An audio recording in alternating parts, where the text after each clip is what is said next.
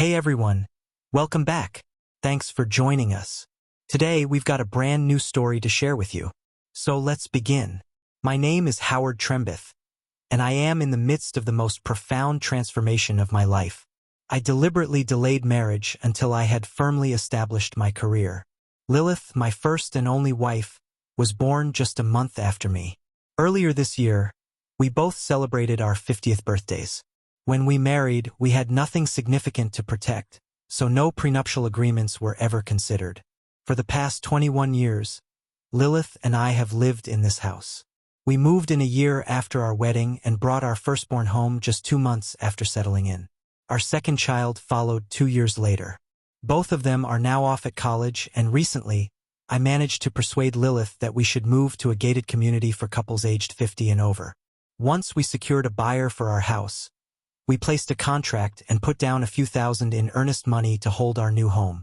Now you understand why our belongings are packed into boxes. But I won't be moving into that house in the gated community. In fact, neither of us will. I just got off the phone with our realtor, withdrawing our offer. Losing a few thousand to facilitate my departure is a small price to pay. Our time in this house is over, but I have no intention of transitioning into that new chapter with Lilith. We must vacate soon, as we closed on the sale 3 days ago. The new owners take possession in just over a week. Lilith, however, remains unaware of my true intentions. She believes I left yesterday on a business trip. The truth is, I resigned from my job a week ago. I purchased a one-way ticket to Atlanta. From there, I have a car waiting that will take me to the Gulf, where I will board a ship. In just a few days, I will arrive at my island retreat. I have no plans to divorce Lilith. I do, however, plan to take the entirety of our home sale proceeds, my 401k payout, and the bulk of our savings. With a newly acquired identity, I intend to live out my days sailing the Caribbean. Establishing offshore accounts has cost me more than I'd like to admit. Through electronic banking and careful money laundering, my assets now reside within my new identity's cryptocurrency holdings. With over 10,000 cryptocurrencies in existence, I can only hope the one I've chosen endures. The moment I can, I will convert it into something more stable. Imaginary money has a way of vanishing at the most inopportune moments, much like Lilith's wedding vows. Around 3 p.m. I called Lilith. She answered on the 4th ring, her voice edged with irritation. "Hi, babe. How was your trip?" "Fine. Same routine, different city." "What are you up to?" "Just packing more boxes." Lie number 1. Lilith was 30 miles away, at Arnold Pernis's house, her current lover. Whether he is her first, I do not know. The truth is, I do not care. One is too many. I once entertained the thought of revenge, of putting a bullet through both their heads. Instead, I chose a far more satisfying path, leaving Lilith with nothing. Arnold's wife will likely take care of him. "Are you marking the boxes with your things?" I asked. "Yes, dear. Mine are labeled Lilith, and yours are marked Howard. It'll be easy to separate them when we move." I smirked. "Would you check my desk for my day planner? It should be in the top right drawer." After a brief pause, she replied, "I don't see it. Are you sure it's there?" Lie number 2. She would have to be inside our home to check, but my brother was there instead, emptying the house I sold out from under her. "You said you had lunch with friends today. Where did you go?" I asked casually. "We went to the diner by my office. Just some of the ladies from work." Lie number 3. My investigator reported that she arrived at Arnold's house at 9 a.m. and hadn't left since. "I'll probably just order a steak from room service. Company pays for it." I lied back. "What are you doing tonight?" she asked. "Just another load of laundry and more packing. I hear the dryer buzzing. I should go. Call me later. I love you. Talk to you soon." I suppose once you start lying, it becomes easier. I realized then that I could no longer believe a single word that came from her lips. Meanwhile, 2 rental trucks were parked outside our old house. 4 men worked quickly, loading up everything. One truck, filled with my belongings, was en route to the storage unit my brother had rented that morning. The other truck, now on its 4th trip, was delivering the rest of our possessions to a consignment store. Both trucks were scheduled for return by 5 p.m. By the time I hung up with Lilith, our house was most likely empty. I awaited confirmation from my brother, who had certainly earned the $5,000 I paid him. An overnight package, addressed to my attorney, sat ready to be sent. Inside were signed legal documents, my house keys, and the garage door opener. Lilith would have to surrender hers as well. Soon, my attorney would be in touch with her. I did not bother calling Lilith again. When I attempted to inform Arnold's wife of my investigator's findings, she simply hung up on me. So be it. She will receive the full report, complete with pictures and videos, by hand today. Then there were the 16 packages I had mailed. Lilith's parents, her friends, her employer, her siblings, and, for the sheer satisfaction of it, our children, all received the same package. To my kids, I included a note, a message of disappointment, a farewell, and the uncertainty of whether I would ever contact them again. The package I took the greatest satisfaction in sending was addressed to Lilith. By now, she would have realized that her infidelity had cost her everything. I had taken all the accessible money, along with the items I wanted from the house. The rest had been liquidated and sold. My attorney held all the details. You can claim the proceeds. I have no interest in such a trivial sum. And don't bother searching for your jewelry. The Cash for Gold shops gave me a generous payout. Your aunt's rings fetched the highest price. My wedding band? Practically worthless, but c'est la vie. As for that jewelry set from Arnold, it wasn't worth much, much like your wedding vows. The house is empty now, and I withdrew our offer for the new one. That was merely a ploy to ensure I secured all the proceeds from our home sale. Thanks for playing along. I have no intention of divorcing you. If you want that, you can finance it yourself, assuming you ever manage to save enough. Meanwhile, I fully intend to replace you, though I doubt that concerns you. I've informed the kids that I'm disappearing. Since they knew about your affairs and chose to stay silent, I've disowned them. They're aware of that now. Hopefully, your poor choices won't come back to haunt you too badly. I did leave you your father's pistol and a box of ammunition. Too bad you never joined me for shooting lessons. Oh well. Point and pull the trigger, simple enough. If you plan on doing something drastic, at least do it properly. If Arnold had kept his mouth shut, I might never have discovered your betrayal. But boasting to a bartender about his escapades was his downfall. What were the odds that he'd confide in someone at my brother Steve's bar? The moment Steve heard the name Lilith, he took notice. Karma, I suppose, especially when Arnold shared that inappropriate photo. When he paid by credit card, Steve asked to see his ID. After that, gathering the necessary evidence was effortless. And all of this for someone so unworthy? How foolish can you be? Never mind, I already know the answer. I hope you weren't planning to leave me and run off with Arnold. You still can, but now it will be on equal footing, with him as nothing more than a companion. Thanks for a handful of pleasant memories, though most of them are tainted. Howard. Instead of keeping my phone, I tossed it to a homeless man curled up by the dumpster behind the hotel. I had already written down the few contacts I cared to keep. That night, I actually slept well. It took several mini bottles of booze from the minibar to help, but since everything was charged to my credit card, I didn't care. I had no intention of sticking around to pay the bill. Frankly, I doubt any of the bills will be paid.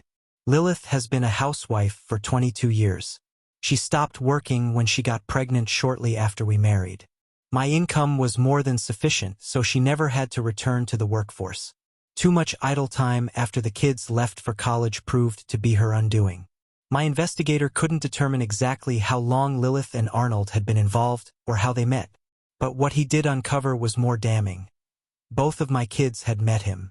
For some reason, Lilith had visited their campus, taken them to dinner, and introduced Arnold as her companion. My investigator followed them and recorded the meeting, video and audio included. I easily recognized my children. Whatever promises Lilith made to them sealed their fate. They had ample time to call and tell me the truth, but they never did. After charging breakfast to my room, I grabbed a cab to a used car lot and simply walked away from the hotel. I'd let Lilith puzzle over why I never officially checked out. My reservation was good until Monday, after all. With my newly acquired set of wheels, I headed straight for the coast. By Saturday evening, I stood on a sun-soaked beach, a pocketful of cash from my new identity's account in hand. My first purchase? A well-deserved dinner and drinks. While eating, a particularly friendly woman convinced me to spend a little more of that money. Compared to the lifeless companionship I endured for over 20 years, she was vibrant, passionate. Hours passed between our sessions, but she made sure I got my money's worth. The exchange rate worked in my favor.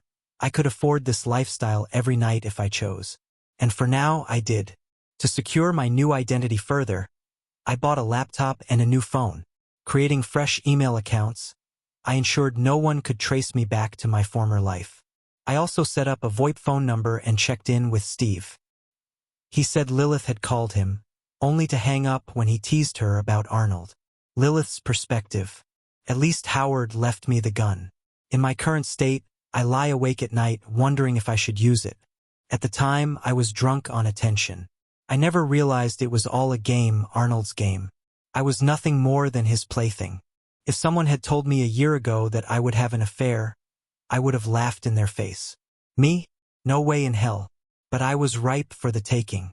I met Arnold at the gym. He always worked out at the same time I did. How did I fall for those well-rehearsed lies? Deep down, I suppose I longed for someone other than Howard to tell me I was beautiful, sexy, desirable. Arnold was patient. His compliments turned into shared drinks and late-night parking lot conversations. The first mistake? Driving to a fast food place together for a snack. Why would a married woman meet a married man in private? Months passed. He played the long game, small, calculated steps. First, inappropriate touching when we parted ways.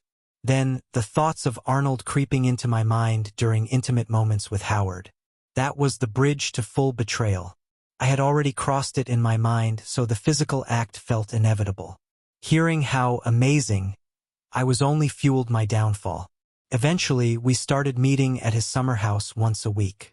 It was easy to come home late after running errands. When Howard went out of town, I became Arnold's full-time companion. Somewhere along the way, he convinced me to believe in a future with him. Leave Howard, take my half of the assets, and he'd do the same with his wife. We could be together officially. I don't know why I told my kids, but I did. I believe Arnold manipulated me into making that final decision, to walk away from my marriage. When Howard left for Atlanta, I was still uncertain about what I truly wanted. I thought I handled his call well, maintaining the illusion that nothing had changed. It wasn't until the next morning, while getting ready to leave, that I read a text from my sister. She had received a package from Howard, detailing my affair in explicit terms. My heart pounded as I turned to Arnold. "Howard knows," I whispered. Arnold barely looked up. "Good. Now you can start the divorce." "But I don't know if I want a divorce." I fell silent, overwhelmed by the weight of my own uncertainty. Rushing into the bathroom, I vomited, my body rebelling against the reality I had created. Then, as if on cue, a car pulled up outside. A man stepped out, served Arnold with divorce papers, and left without another word. Arnold exploded in rage. "That cheating woman. She's not leaving me with nothing. Take care of your own mess. I'm out of here." And just like that, he drove off, leaving me standing in the wreckage of my decisions. I barely made it home, only to find our house completely emptied. I stumbled into my bathroom and vomited again, my whole world unraveling. As I sat slumped against the wall, the doorbell rang. Outside, an overnight package waited for me. My hands trembled as I picked it up, already fearing the worst. Howard's letter crushed me. I called my kids, desperate for some semblance of support. But they, too, had received packages, proof of my affair, captured in videos and pictures. Their shock turned to devastation when they realized Howard had disowned them as well. They had stayed silent about my infidelity, and now they had lost their father. I was drowning in the fallout of my own choices. Hoping to reclaim some sense of normalcy, I drove to the consignment shop. My credit card still worked, a small miracle, but much of my belongings had already been sold. The store owner smirked as he told me I'd have to pay a cancellation fee if I wanted anything back. It was cheaper to simply repurchase the few items I truly needed. The fast food I had grabbed on the way there quickly made its return in the parking lot. In desperation, I called Howard's cell. A drunk man answered, laughing. My kids had no better luck reaching him. With nowhere else to turn, I tried calling Steve, Howard's brother. He laughed at me. Tell you what, Lilith, I'll pay you $50 a night to be a topless waitress. You'll need one of those bras that send them skyward. What do you say? Screw you, jerk.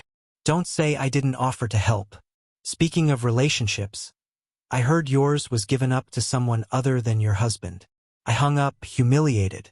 The longest weekend of my life had just begun. Sleeping on the floor of my empty house, scavenging through the consignment store for essentials, and realizing I had nothing left. I had become homeless. I checked the bank and brokerage accounts, but as Howard's note had warned, there was nothing left for me. At least the credit card still worked, though I knew that was temporary. I had to be careful. I called around for a divorce attorney. The rejection stung each time.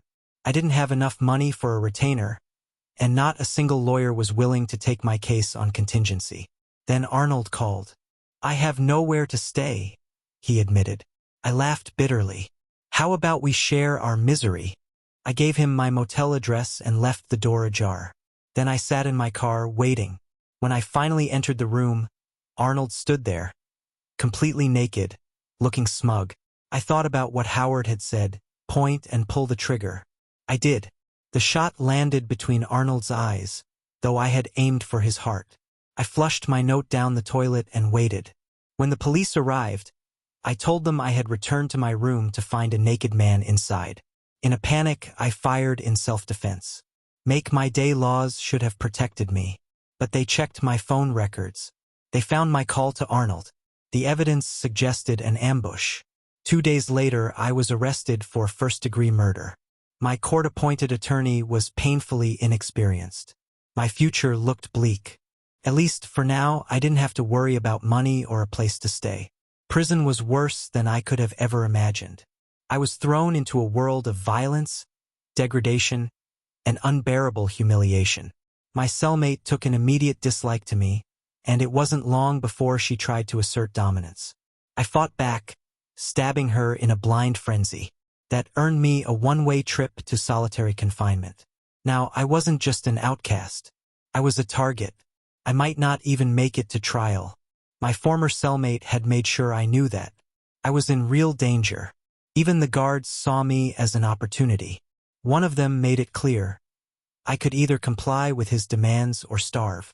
The moment I caved, I lost every last piece of myself. I wanted to die.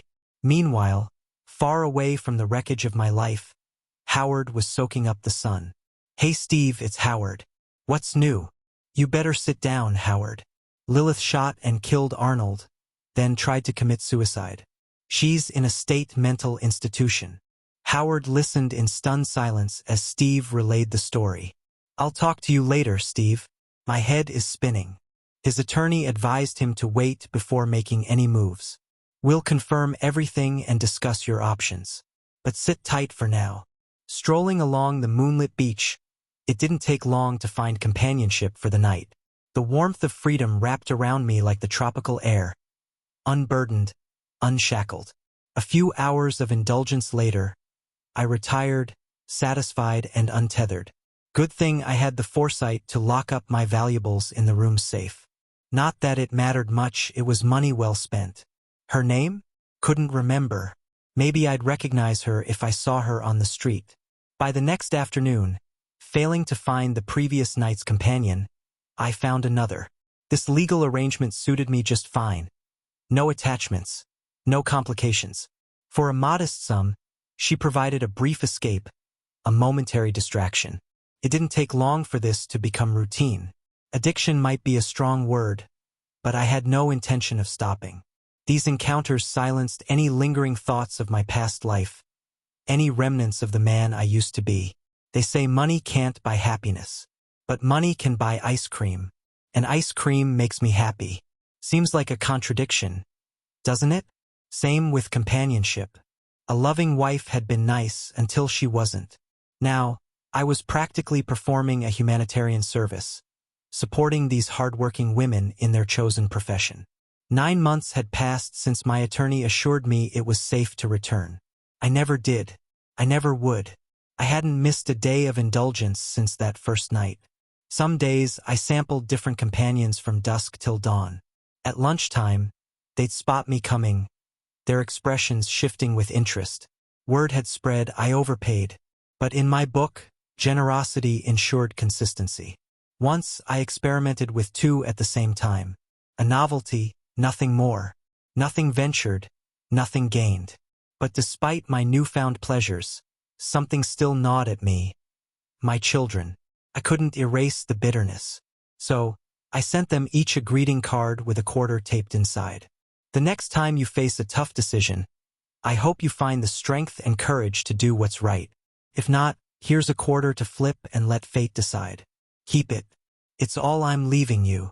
As for Lilith, she remained locked away, mentally unfit for trial. The murder charges hadn't disappeared, only paused, waiting. If she ever recovered, her nightmare would only begin again. And me? I walked the beach, basking in the warmth of anonymity. No regrets, no past, no future, just the present and the freedom it allowed. Thanks for watching. If you enjoyed this video, don't forget to like, comment, and subscribe for more stories like this. See you next time.